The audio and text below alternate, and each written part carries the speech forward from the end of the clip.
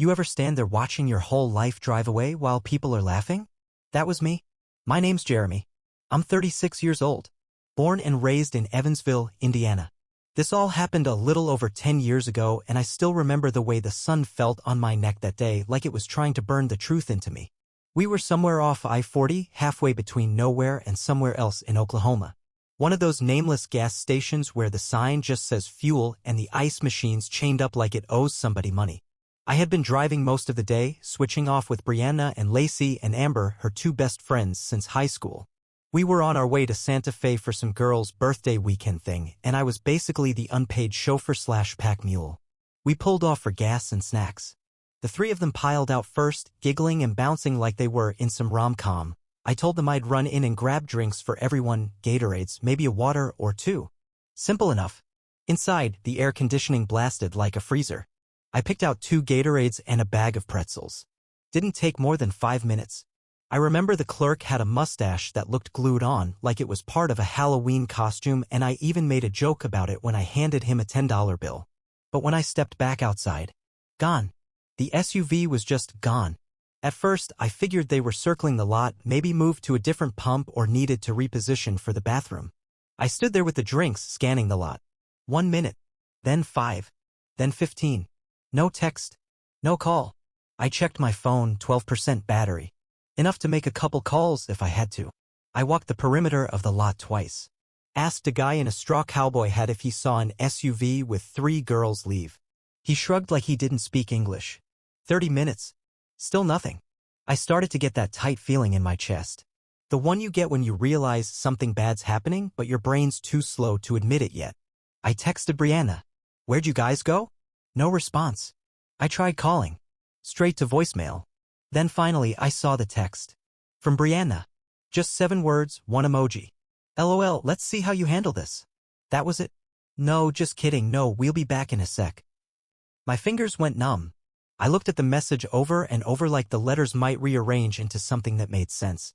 I waited a few more minutes, staring out at the highway like maybe they'd come back laughing, shouting, surprise, and tell me it was all some stupid joke. Then another message buzzed through. A group selfie. Brianna, Lacey, and Amber in the car, wind blowing their hair, all 3 of them laughing like they'd just pulled off the world's funniest prank. My seat, the passenger seat, was empty behind them. That was when my phone died. Right then and there, like it couldn't take the embarrassment either. I stood outside that gas station with 2 Gatorades in my hands like an idiot. No wallet. No cash. No charger. Not even my damn ID. Just me, a plastic bag of drinks, and the echo of 3 women who thought this was all one big hilarious joke. Except it wasn't a joke. It was real. They had left me. Back then, I didn't know this was the beginning of something. I didn't know that this wasn't just a bad memory or a cruel trick I'd never live down. What I know now is that this wasn't just a road trip gone wrong. That was the last time any of them ever saw me. Looking back, the signs were all there. I just didn't want to see them. A few days before the trip, Brianna was already acting off. She kept whispering with Lacey and Amber in our kitchen, giggling like they were still in high school. I asked what was so funny once, and Brianna just looked at me and said, "You wouldn't get it," then went right back to whatever it was they were cooking up. I figured it was just girl talk. Harmless. They'd always been like that, tight, cliquey. I was used to being the outsider when they were together. But this time, something felt different. It started with the little digs. At dinner one night, we were at this Mexican place downtown, sitting on the patio. Amber raised her margarita and said, "You know what's the worst? Guys who are totally useless on road trips." She looked right at me when she said it. Lacey burst out laughing, and Brianna didn't even try to hide her grin. I laughed along at first, trying to play it cool, but the pit in my stomach started forming right then. It was like they were all in on something, and I didn't get the joke. The morning we left, I loaded most of the bags into the car. They were standing by the curb watching me struggle with Brianna's oversized suitcase like it was some kind of comedy act. When I asked for help, Brianna just sipped her iced coffee and said, "You've got it, babe. Gotta earn your seat." I should have said something. But I didn't. Then there were the tests. That's what I started calling them in my head. On the drive, Lacey hid the map app on the car's display so I couldn't see the directions. Said it was more fun to just wing it. Then Amber moved my backpack to the way back where I couldn't reach it, and when I asked where it went, she said, "You're the man. Get creative." It felt like they were checking how far they could push me, seeing if I'd snap or just take it. And I kept taking it. I guess part of me thought if I played it cool, they'd ease up. But they didn't. One night at the motel, just outside Little Rock, I went to take a shower and came out to find Brianna going through my stuff. I asked what she was doing, and she just smiled and said, making sure you didn't pack anything embarrassing. She held up one of my old t-shirts and showed it to Amber, who fake gagged like it was covered in dirt. I tried to laugh it off, but my hands were clenched so tight I left nail marks in my palm. That night, as we lay in bed, she rolled away from me without a word. I stared at the ceiling and thought, this trip is gonna suck. But still, I didn't leave. I didn't cancel. I told myself I was just being sensitive. That it'd get better. The day before they left me at the gas station, we stopped at some diner off Route 66. They all sat on one side of the booth and I sat alone on the other. Every time I tried to join the conversation, they changed the subject. At one point, Brianna leaned over and said loud enough for everyone to hear, "You'd totally fall apart without me." Then she looked at her friends like it was the punchline to some long-running joke. I forced a smile. But inside, something was crumbling. I didn't feel like a husband on a road trip anymore. I felt like the mascot they brought along to laugh at. Turns out I should have trusted my gut. Because a few months later, I found out they had placed actual bets, money on how long it would take me to get home. That pit in my stomach? It was the truth trying to warn me. That night, I slept in the back of a stranger's pickup truck. It was parked on the far side of the gas station lot, next to a row of half-dead bushes and a flickering light pole. The owner had passed out drunk in the cab, so I climbed into the bed without asking. I figured if he woke up and started yelling, I'd deal with it. At least I wouldn't be on the concrete. I lay there staring at the stars, clutching my now warm Gatorades like they were the last things I owned. And in a way, they were. No money. No ID. No phone charger. I didn't even know the name of the town I was in. Every time I closed my eyes, I saw Brianna's stupid emoji, the wink and tongue one, burned into my eyelids like a scar. In the morning, I dragged myself into the gas station bathroom and splashed water on my face. My reflection looked like someone I didn't recognize. Greasy hair. Red-rimmed eyes. Shirt wrinkled to hell. I looked like I'd been mugged and then forgotten about. Out front, I spotted a rusted payphone bolted to the wall near the ice freezer. I had to ask the clerk for change. He gave me a weird look but handed me a few quarters. I dialed Brianna's number with shaking fingers. It rang. And rang. Then voicemail. No sorry. No explanation. I stood there, listening to her old recording, hearing her chipper voice say, "Leave a message," like nothing had happened. I almost threw the receiver against the wall. An hour later, I tried again. This time she picked up. "Oh my God," she said, like I was calling about a spilled coffee. "You're seriously still out there?" I didn't know what to say. I just stood there with my jaw locked, listening to her chew gum or maybe a granola bar. "Come on," she added, "it's not like we left you in the desert. You'll figure it out. Consider this a little life lesson." My throat was dry. "You left me in the middle of Oklahoma with no ID and no money." She laughed. Actually laughed. Amber's voice popped in the background. "Tell him he passed the test." Then Brianna came back on. "We're just messing with you, babe. You're always saying how you'd survive anything, right?" I felt something shift inside me. Like a floor caving in. "This isn't a joke," I said quietly. "Oh, relax," she said. "You're a grown man. Figure it out." And just like that, she hung up. I stood there with the phone still pressed to my ear, listening to the dial tone. The world suddenly got very quiet, even with trucks roaring past on the highway. The clerk looked at me from inside the store and quickly looked away. That was the moment I knew. This wasn't a prank. This wasn't a test. This was cruelty. Straight up, deliberate cruelty. And it wasn't just Brianna. It was all three of them. They'd planned this. Laughed about it. Probably filmed parts of it for their little group chat. I walked behind the gas station and sat on the curb. I didn't cry. I didn't scream.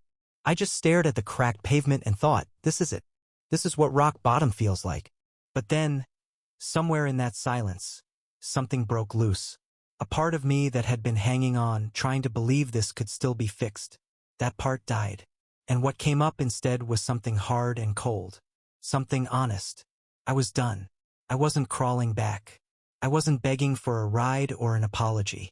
I wasn't going to play the helpless husband waiting to be rescued by the same people who just threw me away like garbage. I stood up. I looked down that stretch of highway and thought, fine. You want to see how I handle this? Watch. Because the next time you see me, if you ever do, it won't be as your husband. It'll be as a ghost. I walked for hours. Thumb out. Feet blistering. The Oklahoma sun beating down like it was punishing me for trusting the wrong people. Every car that passed kicked up dust and left me behind in it. But eventually a trucker pulled over. His name was Walt. Said he was headed west through Texas and into New Mexico. I didn't ask questions. I just climbed in and thanked him so many times it got awkward. He gave me a bottle of water and half a ham sandwich from his cooler. "You look like hell, buddy," he said. "Feel like it too." He didn't pry. Just let me sit there in silence while the desert rolled by. It was the first kindness I'd been shown in days. We hit a little town just east of Albuquerque. One of those places with a single diner, a gas station, and a strip of businesses trying to stay alive. Walt dropped me off near a mechanic's shop. The sign said Tony's Auto, and it looked like it had been there since the 70s. I walked in, still wearing the same wrinkled shirt from the gas station, and asked the guy at the counter if they were hiring. Tony looked me over. His eyes landed on the oil stain from the night before and the tear in my sneaker. "You ever held a wrench?" he asked.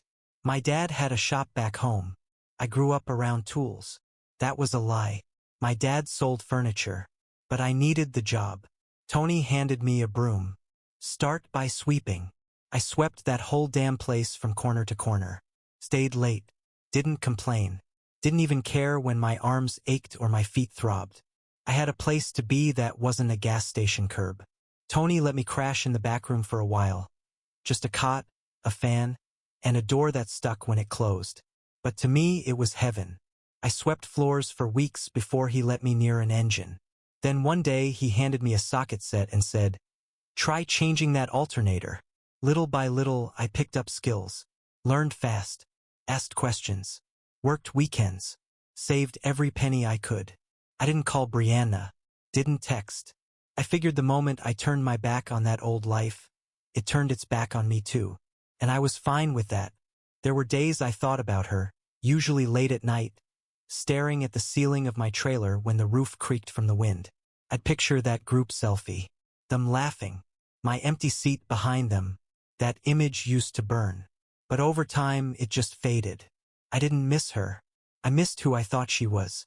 My trailer was a rusted-out heap I bought for $1,200 cash. But it was mine. The walls were thin, and the heater only worked half the time. But I slept better there than I ever did back in our overpriced condo.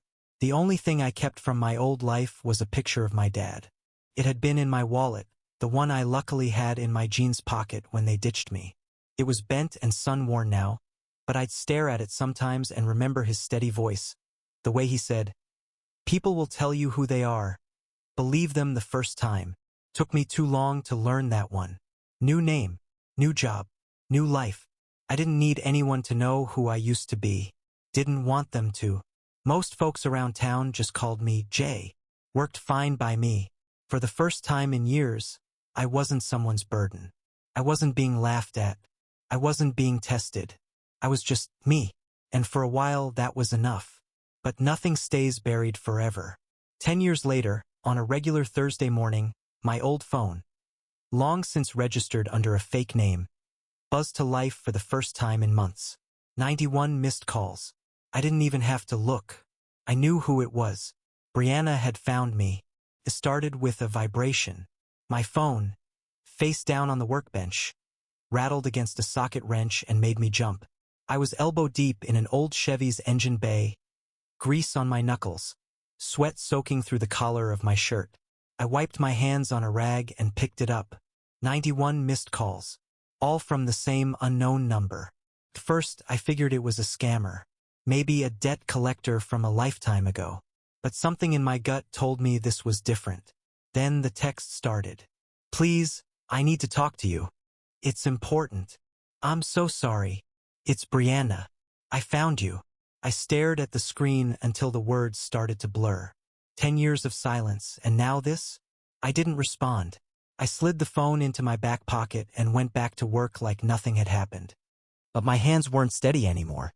The ratchet slipped and scraped skin off the side of my thumb. I barely felt it. She had found me. I didn't know how. Maybe she dug through old photos, asked mutual friends, or posted enough online that someone slipped up and mentioned a town name. Hell, maybe she just got lucky. But she'd been trying. That much was clear. A few days later, I saw it, a Facebook post. I don't use social media anymore, but one of the guys at the shop pulled it up and said, "Hey Jay, this about you?" It was a long post. One of those dramatic paragraphs with fake humility and too many hashtags. Sometimes life teaches us painful lessons. I lost someone I loved because I couldn't see what I had. I made mistakes. Big ones. But I'm trying to be better. If you see this, you know who you are. I'm sorry. Truly. Hashtag forgiveness, hashtag healing, hashtag owning mystery. She tagged me using the old name, the name I hadn't heard spoken in years. Suddenly, the floodgates opened. Messages rolled in from old friends I thought I'd never hear from again. "Hey, man. Is this true? What happened back then? Are you okay? She says you disappeared." They all thought it was some tragic love story. Some misunderstanding. None of them knew what really happened. I thought about replying. About laying it all out. Posting the screenshots I'd saved. Telling the whole internet exactly what kind of person she really was. But I didn't. I stayed quiet. Let her stew in the silence. The messages kept coming. Some from people I hadn't talked to since college. A couple even called me brave. Brave for vanishing. Brave for surviving. They didn't understand. This wasn't about bravery. This was about freedom. And she wasn't done. The next night, I was locking up the shop when headlights rolled into the lot. I didn't recognize the car, but the second the driver's door opened and she stepped out, I knew. Brianna. Her hair was shorter. Face a little thinner. She looked worn down, like time hadn't been kind. She walked toward me, hesitant, clutching a phone in her hand like it was her last lifeline. "Jeremy," she said. Her voice cracked. I didn't speak. I didn't know how else to find you. I've been looking for years. I kept the door half open. One boot resting on the frame. She took a step closer. "Please. Just let me say something." "Say it," I said flatly. "Out here." She blinked, clearly not expecting that. "Can we talk inside? Privately?" "No." She swallowed hard. "Okay. Then. I just want you to know I'm sorry. For everything. For leaving you there. For treating you like a joke." She paused, waiting for me to say something. I didn't. "I thought it was funny back then," she continued. "I thought you'd get over it. But then you never came home. And after a while, I realized what I'd done."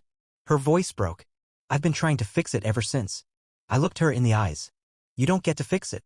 She flinched like I'd hit her. "You wanted closure?" I said. "You're not gonna get it." Then I stepped inside and shut the door in her face.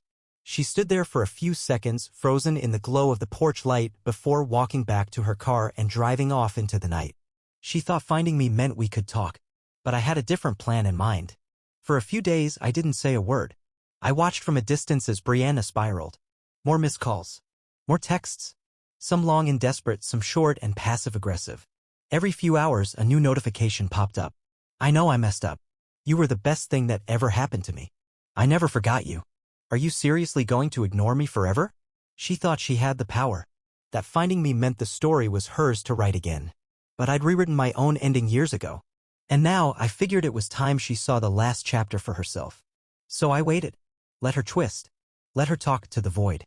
Let her friends and followers pat her on the back for being brave and accountable while she played the victim in the comments. And when I was good and ready, I struck. It started with a single comment under her big, tearful Facebook post, the one with all the flowery language and humble brag apologies. I didn't say much. Just 5 words. "Glad you remember." I never forgot. The reaction was immediate. Likes. Replies. Private messages flooding in. Brianna replied within a minute. "Jeremy, can we please talk? I've changed. I swear." I didn't answer her there. I messaged her privately. "Meet me at McAllister's Diner. Saturday. Noon." She responded instantly. "Yes. Thank you. I'll be there. You won't regret this." Oh, but she would. McAllister's was the busiest diner in town on weekends. The whole front room packed with families and retirees. The kind of place where whispers travel fast and everyone remembers what they saw. I got there 10 minutes early, sat at a booth facing the entrance, and waited. When she walked in, I barely recognized her. She looked like someone who hadn't slept all week. Hair pulled back tight. Eyes sunken. Her hands clutched a crumpled tissue, and she scanned the room like she expected this to be an ambush. When she spotted me, her face lit up with relief. She hurried over and slid into the seat across from me, tears already in her eyes. "Oh my God," she whispered, reaching across the table. "I can't believe it's really you." I didn't move. just looked her in the eye and let her talk. "I've been thinking about you for years," she said, her voice shaking. "I was such a different person back then. I was selfish, immature. I didn't know what I had. I stayed silent. I thought leaving you at that gas station would be funny, like some harmless prank. But then you never came back and I didn't know what to do. And then it got too late and I was too ashamed to reach out. But not a day went by where I didn't think about you." She sniffled. "I know I don't deserve forgiveness, but I had to try. I had to see you again." I leaned forward. My voice was calm, cold. "You left me in the middle of another state with nothing but 2 Gatorades and no wallet." She flinched. "You thought it was a game. You and your friends laughed and drove off like I was just extra luggage." "Jeremy, I raised my voice. Not yelling, just loud enough to carry across the room. "You left me to die, Brianna. But I didn't. I survived. I rebuilt my life from the ground up." People turned their heads. A fork clinked against a plate. A hush fell over the nearest tables. I spent a night sleeping in a truck bed. I hitchhiked. I worked as a janitor. I cleaned up other people's oil stains for weeks. And now you want a conversation? A hug? Closure? Her lip trembled. She looked around the diner, realized everyone was watching. She tried to smile, to laugh it off. "Please," she whispered. Can we talk outside?" I stood up slowly, pushing in my chair. "We're done here." And I walked out, leaving her sitting there with tears streaking her cheeks, in full view of half the town. I expected that to be the end of it. But she wasn't finished. The very next day, she showed up at my job, pulled into the shop parking lot like she belonged there, stepped inside, makeup smeared, hair a mess, hands shaking. Tony looked up from the counter. You got company." Brianna stood in the middle of the waiting area, eyes wide and wild. "Please," she said, loud enough for the guys at the shop to hear. "I just want a second chance. I know what I did was wrong." I glanced at Tony and the others. They were frozen mid-task, holding tools and rags like statues. She looked at them, then back at me. "Can we just talk? Please?" I wiped my hands on a towel, walked past her, and muttered loud enough for everyone to hear. "You want to make a scene? Go ahead. But you're not getting a single thing from me." And then I turned my back on her again, this time for good. After the scene she caused at the shop, I figured Tony might be pissed. But when I came back from lunch, he clapped me on the shoulder and said, "Damn, if I'd known you had that kind of history, I would have charged her for the performance." The rest of the crew just smirked and went back to work. No judgment, no awkward questions. They'd seen enough. Still, I figured I needed to make it official. That night, I filed a no-contact order. I didn't want apologies. I didn't want to talk it out. I didn't want closure in the form of long texts or emotional breakdowns in front of my coworkers. I wanted peace. And finally, I had the backbone to demand it. The paperwork was processed within the week. When she got served, she didn't show up at the shop again. I don't know if it was the paperwork or the public embarrassment that did it. Maybe both. Either way, she was finally gone. And I was free. For real this time. The next few years were the quietest of my life. The best kind of quiet. The kind where the only drama you deal with is a busted radiator or a customer who thinks their engine is just making a little noise. Tony promoted me to lead mechanic. I bought out the trailer next to mine, gutted it, and turned it into a proper home. Built shelves, fixed the floors, rewired the whole place myself. It wasn't much, but it was mine. Eventually, I met someone new. Her name was Rachel. She worked at the diner I'd humiliated Brianna in. Funny how things come full circle. Rachel didn't care that I worked with my hands or drove a beat-up truck. She liked that I showed up every day, that I listened, that I made her laugh without trying to be clever. It was different, healthier, simple. One night, sitting on the porch with a beer in my hand and Rachel's head resting on my shoulder, I realized I hadn't thought about Brianna in weeks. Not with anger, not with pain, not even curiosity, just nothing. Every now and then, though, I'd get a glimpse of her in my inbox. A spam-filtered email. A message request from a burner account. Always something vague and dramatic. I wish things could have been different. I still think about you. I'm sorry. Please read this. I never did. I never replied. She had her shot at different. She chose cruelty instead. And now she could live with it. Last I heard, she divorced 2 years after tracking me down. Moved back in with her mom somewhere in Missouri. Amber and Lacey dropped off the map too, which tells me whatever high school mean girl club they had going eventually fell apart. She posted a few times blaming toxic people for ruining her life. Said she was rebuilding. Finding peace. But deep down I think she knows. She knows she blew up her own future for a joke. She knows she made a game out of someone who loved her. She knows that the man she left behind at that gas station didn't just survive. He thrived. I don't wish her harm. But I sure as hell don't wish her well. That's the thing about revenge. People always think it's about getting even. Making someone feel what you felt. Hurting them the way they hurt you. But real revenge? It's waking up every morning with no weight on your chest. It's laughing at a dumb sitcom on your couch. It's kissing someone who sees you for who you are, not what they can make fun of. It's living better. And knowing they'll never have access to that version of you again. Sometimes I still drive past those endless stretches of highway out where the gas stations don't even have names. I look out the window and remember the man who stood there holding 2 Gatorades waiting for his wife to come back. He died that day. But I'm still here. And I'm finally free.